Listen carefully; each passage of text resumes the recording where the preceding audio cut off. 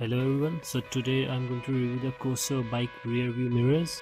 So I ordered these mirrors because I did not like the stock mirrors on my bike. They were pretty bulky and did not suit the bike.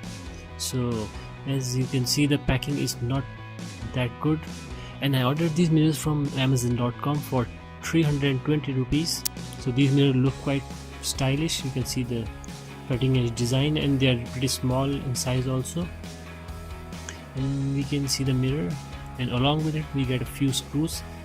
I don't know if you can see or not, screw packet was already opened and one of the screws is missing. You can see the golden screw, there's only one of it and one of them is missing, so I think they sent me a used product.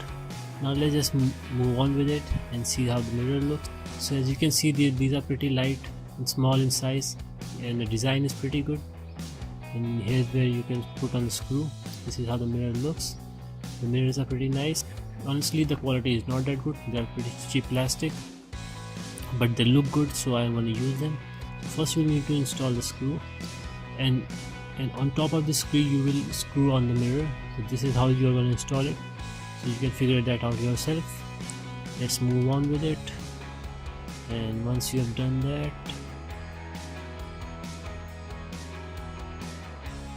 you can see how the mirror looks. You can adjust its front, back and on the sides. That's pretty good. This is how it looks.